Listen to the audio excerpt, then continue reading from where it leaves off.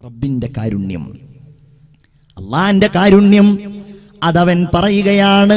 ഒന്നാമത്തെ കാരുണ്യം നമ്മൾ അറിയേണ്ടത് അർ-റഹ്മാൻ. അവന്റെ കാരുണ്യം പറഞ്ഞാൽ തീരില്ല. ഞാൻ ചുരുക്കി 1-2 വചനങ്ങൾ ഓതിക്കുകയാണ്. അല്ലദീ ജഅല ലക്കുമുൽ അർള ഫിറാശ. അവൻ ഭൂമി നിങ്ങൾക്ക് വിരിപ്പാക്കി മാറ്റി തന്നവനാണ്.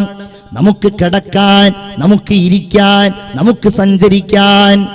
വസ്സമാഅ ബിനാഅ വഅൻസല മിനസ്സമാഇ മാഅ.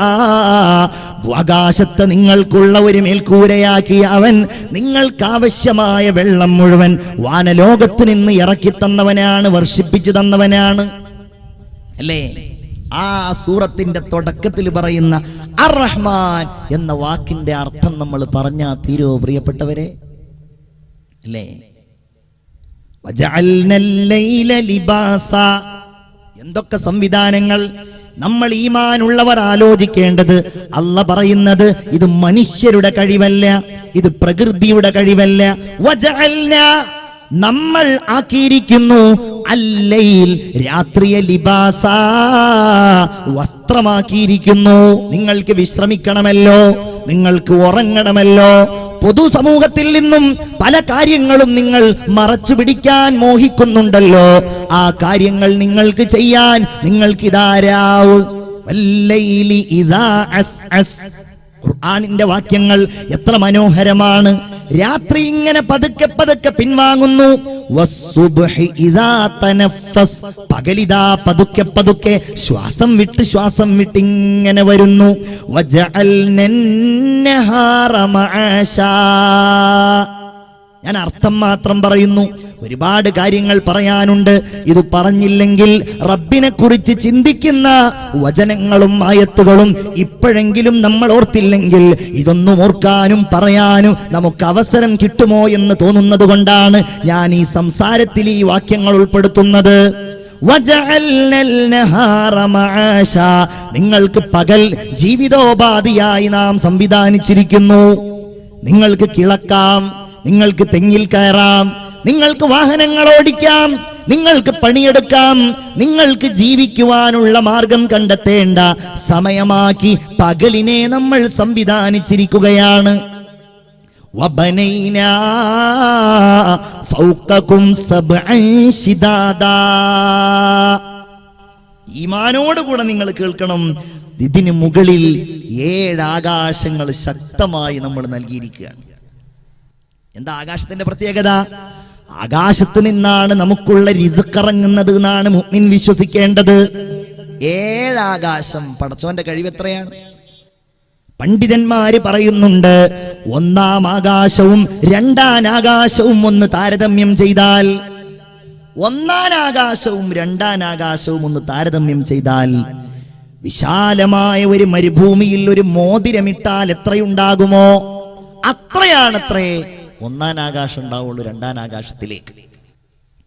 അത്രേ ഈ 2ഉം 3-ാം ആകാശത്തേക്കുണ്ടാകൂ. 6 ആകാശങ്ങളും ചുരുട്ടിക്കൂട്ടി 7-ാം ആകാശത്തേക്ക് നോക്കിയാലോ അതും വലിയ ഒരു മരുഭൂമിയിൽ ഒരു ചെറിയ മോതിരത്തിന് സമാനമേ ഉണ്ടാകൂ.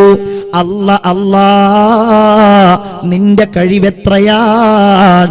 ലോകം അവസാനിക്കുന്ന ഘട്ടത്തില് ആ അല്ലാഹുവല്ലേ മത്വിയാ. ഈ കൈകളില്, അല്ലാഹുവിന്റെ കരങ്ങളില് അതിന്റെ ശക്തി എത്രയാണ്, അതിന്റെ കഴിവെത്രയാണ് അല്ലാഹുവേ നിനക്കല്ലാതെ അറിയില്ല. ഖുർആൻ പറയുകയാണ്, അല്ലാഹു ചുരുട്ടിപ്പിടിക്കുമെന്നാണ് ആകാശങ്ങളെ, ഭൂമികളെ എന്നല്ല, അവന്റെ സൃഷ്ടിലോകത്തെ മുഴുവൻ അല്ലാഹുവേ നീയാണല്ലോ ചുരുട്ടിപ്പിടിക്കുന്നത്. എന്നിട്ടവൻ ചോദിക്കുന്നത് ലിമനിൽ മുൽക്കുൽ യൗം. പറയുക, ഇന്നത്തെ അധികാരം ആർക്കാണ്? ലില്ലാഹിൽ വാഹിദിൽ ഖഹാർ. അന്നായിരിക്കും എല്ലാവരും സമ്മതിക്കുക അല്ലാഹുവിന്റെ അധീശത്വത്തെ കുറിച്ച്, അവന്റെ കഴിവിനെ കുറിച്ച്. തീർന്നില്ല.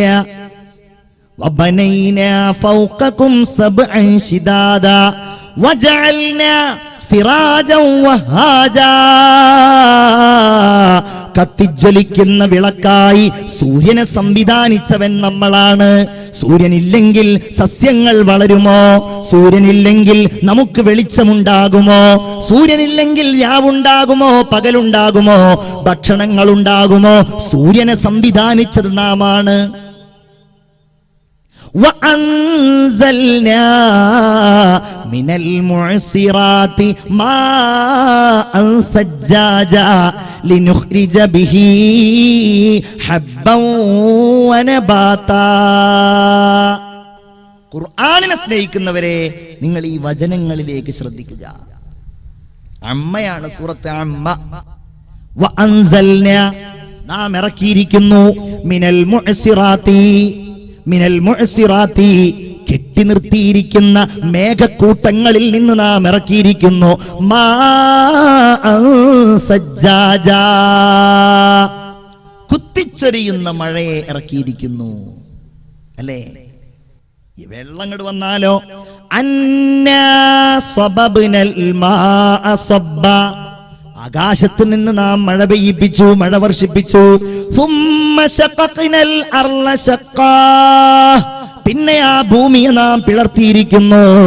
ഫഅംബത്നാ ഫീഹാ സുമ്മ ശഖഖ്നൽ അർള ശഖ്ഖാ വഅംബത്നാ ഫീഹാ ഹബ്ബൻ വഇനബൻ വഖൽബൻ വസൈതൂനൻ വനഖ്ലാ വഹദായിഖ ഗുൽബാ വഫാകിഹതൻ വഅബ്ബാ മതാഅൻ ലക്കും വലിഅൻആമിക്കും. നിങ്ങൾക്കുള്ള ഭക്ഷണം, നിങ്ങളുടെ മൃഗങ്ങൾക്കുള്ള ഭക്ഷണം ഈത്തപ്പഴങ്ങളായി, ഫലവർഗ്ഗങ്ങളായി, സസ്യങ്ങളായി, നെല്ലുകളായി, എന്തെല്ലാം എന്തെല്ലാം. ആരാണിത് നൽകിയത്? അർ-റഹ്മാൻ, കാരുണ്യവാനായ അല്ലാഹു. ഇതൊന്നും പറയാൻ നമ്മൾ പുറത്തത്തെ എന്തെങ്കിലും കാര്യം പറയേണ്ട. ഖുർആനിലെ ഈ വാക്യങ്ങൾ ഇങ്ങനെ ഓതി നോക്കിയാൽ മതി. എന്തൊക്കെ അത്ഭുതങ്ങൾ, പറഞ്ഞാൽ തീരൂല്ല. അതുകൊണ്ടല്ലേ ഈ കാരുണ്യത്തിന്റെ വജസ്സുകൾ കേൾക്കുമ്പോ ഇന്നും ലോകം ഇസ്ലാമിന്റെ ശാദ്വലമായ തീരത്തേക്കണയുന്നത്. അതുകൊണ്ടല്ലേ. വേറെന്താ അതിന്റെ കാരണം പറയാ? ഈ വചനങ്ങളുടെ പ്രവാഹം, അതിശക്തമായ വചനങ്ങളിൽ ഉൾക്കൊണ്ടിരിക്കുന്ന രാജാതിരാജന്റെ ഉന്നതമായ കഴിവുകൾ. അർ-റഹ്മാൻ, അല്ലാഹുവിന്റെ കാരുണ്യത്തെ കുറിച്ച് മനസ്സിലാക്കിയാൽ ആർക്കാണ് പ്രിയപ്പെട്ടവരെ ഈ ദീനിനെ അംഗീകരിക്കാതിരിക്കാൻ കഴിയുക? അല്ലേ? കാറ്റ് സ്റ്റീവൻസ് എന്ന വലിയ ഉന്നതനായ പോപ്പ് സംഗീതജ്ഞനെ കുറിച്ച് കേൾക്കാത്തവർ ഉണ്ടായിക്കൊള്ളണം എന്നില്ല. പോപ്പ് സംഗീതം നമുക്കാർക്കും പരിചയമില്ല. പക്ഷെ എന്നാലും പോപ്പ് ഗായകന്മാരെ നമുക്ക് എല്ലാവർക്കും അറിയാം. അപ്പൊ നിങ്ങൾക്ക് എല്ലാവർക്കും സുപരിചിതനായ ഒരു പോപ്പ് സംഗീതജ്ഞനാണ് ആര്? നിങ്ങൾക്ക് എല്ലാവർക്കും അറിയാം, മൈക്കൽ ജാക്സൺ. ഇല്ലേ? മൈക്കൽ ജാക്സൺ പോപ്പ് സംഗീതത്തിലൂടെ നേടിയെടുത്ത സ്ഥാനങ്ങളും നേട്ടങ്ങളും പണവും പ്രതാപവും ഒക്കെ അദ്ദേഹം മരിച്ചതിനോടനുബന്ധിച്ച് പത്രങ്ങളിൽ നമ്മൾ വായിച്ചിട്ടുണ്ടായിരുന്നു. സത്യത്തിൽ നമ്മൾ ആരും ജീവിതത്തിൽ ഇന്ന് വരെ പോപ്പ് സംഗീതം കേട്ടിട്ടില്ല. എന്നാലും പോപ്പ് സംഗീതം ലോകത്ത് പ്രശസ്തമാണ്. ഞാൻ പറയുന്നത് പാശ്ചാത്യ ലോകത്ത് പോപ്പ് സംഗീതജ്ഞന്മാരെന്ന് പറഞ്ഞാൽ അവിടെ വലിയ ആരാധനാപാത്രങ്ങളാണ്. അന്ന് 970 കാലഘട്ടങ്ങളിൽ അമേരിക്കയടക്കമുള്ള, ബ്രിട്ടൻ അടക്കമുള്ള പാശ്ചാത്യൻ രാജ്യങ്ങളിൽ ഉന്നതനായി അറിയപ്പെട്ടിരുന്ന പോപ്പ് സംഗീതജ്ഞനായിരുന്നു കാറ്റ് സ്റ്റീവൻസ്. ഇദ്ദേഹത്തിന്റെ ജീവചരിത്രം നിങ്ങൾക്ക് വേണമെങ്കിൽ ഒന്ന് മൊബൈൽ ഫോണിൽ നെറ്റുള്ള ആളുകൾ ഉണ്ടാവുമല്ലോ, കാറ്റ് സ്റ്റീവൻസ് എന്ന് അതിൽ നിങ്ങൾ ടൈപ്പ് ചെയ്താൽ ഞാൻ ഇനി പറയാൻ പോകുന്ന കാര്യങ്ങൾ നിങ്ങൾക്കതിൽ കാണാൻ കഴിയും. അദ്ദേഹം തന്നെ പറയുന്ന കാര്യങ്ങളാണ്. 978 അദ്ദേഹം മൊറോക്കോ സന്ദർശിക്കാൻ വേണ്ടി പോവുകയാണ്. മുസ്ലിം രാജ്യമായ മൊറോക്കോ. മൊറോക്കോയുടെ തെരുവോരത്തിലൂടെ കാറ്റ് സ്റ്റീവൻസ് ഇങ്ങനെ നടന്നു പോകുമ്പോഴാണ് പെട്ടെന്നാണ് പള്ളിയിൽ നിന്ന്, പരിസരങ്ങളിൽ നിന്ന് അല്ലാഹു അക്ബർ അല്ലാഹു അക്ബർ ബാങ്ക് കേൾക്കുന്നത്. അല്ലാഹു വലിയവനാണ്, അല്ലാഹു ഏറ്റവും വലിയവനാണ്. കാറ്റ് സ്റ്റീവൻസ് ചോദിച്ചു, വാട്ട് ഈസ് ദിസ് മ്യൂസിക്? ഇതെന്താണ് ഇങ്ങനെ ഒരു മ്യൂസിക്, ഞാൻ കേട്ടിട്ടില്ലല്ലോ. കൂടെയുള്ള ആളുകൾ പറഞ്ഞു കൊടുത്തു, this is the music of God, ഇത് ദൈവത്തിന്റെ സംഗീതമാണ്. ഇദ്ദേഹം പറയുന്നു, ദൈവത്തിന്റെ സംഗീതമോ? ഒരുപാട് മ്യൂസിക്കുകളെ പറ്റി ഞാൻ കേട്ടിട്ടുണ്ട്. I have heard about many musics, ഒരുപാട് മ്യൂസിക്കുകളെ കുറിച്ച് ഞാൻ കേട്ടിട്ടുണ്ട്. പക്ഷെ ആദ്യമായിട്ടാണ് മ്യൂസിക് ഓഫ് ഗോഡിനെ കുറിച്ച് ഞാൻ കേൾക്കുന്നത്. അദ്ദേഹം പറയുന്നുണ്ട്, മ്യൂസിക് ഫോർ ഫെയിം, പ്രശസ്തിക്ക് വേണ്ടിയുള്ള സംഗീതം. മ്യൂസിക് ഫോർ മണി, പണത്തിന് വേണ്ടിയുള്ള സംഗീതം. മ്യൂസിക് ഫോർ പവർ, ഇതൊക്കെ കേട്ടിട്ടുണ്ട്. അധികാരത്തിന് വേണ്ടിയുള്ള സംഗീതം. സംഗീതത്തിന്റെ പല വഴികളും എനിക്കറിയാം. ദൈവത്തിനുമുണ്ടോ ഒരു സംഗീതം? അത് മനസ്സിൽ കുറിച്ചിട്ടു ഇദ്ദേഹം. പിന്നീട് ഇദ്ദേഹം നാട്ടിലേക്ക് വരികയാണ്. അദ്ദേഹം പറയുന്നു, ഒരിക്കൽ ഞാനിങ്ങനെ എന്റെ ഹോളി ആഘോഷിക്കുന്നതിനിടയിൽ ഞാനിങ്ങനെ കടൽ തീരത്ത് കുളിച്ചുകൊണ്ടിരിക്കുകയാണ്. മെൽബോ കടൽ തീരത്ത് ഞാൻ കുളിച്ചുകൊണ്ടിരിക്കുമ്പോ പെട്ടെന്നാണ് എന്നെ ഒരു തിരമാല ഇങ്ങനെ തള്ളി തള്ളി തള്ളി ഇങ്ങനെ കടലിന്റെ ആഴിയിലേക്ക്, അഗാധതയിലേക്ക് കൊണ്ടുപോകുന്നത്. ഞാൻ മരണത്തെ മുന്നിൽ കണ്ടു. മുന്നിൽ കണ്ടപ്പോ ഞാൻ വിളിച്ചു, ഓ മൈ ഗോഡ്, എന്റെ ദൈവമേ, ഇഫ് യു സേവ് മീ, എന്നെ നീ രക്ഷപ്പെടുത്തുകയാണെങ്കിൽ I will live for you, I will work for you, ഞാൻ നിനക്ക് വേണ്ടി ജീവിക്കാം ദൈവമേ, ഞാൻ നിനക്ക് വേണ്ടി പണിയെടുക്കാം ദൈവമേ. അദ്ദേഹം പറയുന്നു, ഞാൻ അറിയാത്ത ഏതോ ഒരു തിരമാല എന്നെ ഇങ്ങനെ തള്ളി തള്ളി തള്ളി കരയിലേക്ക് കൊണ്ടു. ഞാൻ അത്ഭുതപ്പെട്ടു. പിന്നെ എന്റെ അന്വേഷണം ദൈവത്തെയായിരുന്നു. എവിടെയാണ് ഞാൻ അന്വേഷിക്കേണ്ടത്? പലയിടങ്ങളിലും ഞാൻ പോയി. ഇത് സത്യസന്ധമായി അദ്ദേഹം രേഖപ്പെടുത്തിയ കാര്യമാണ്.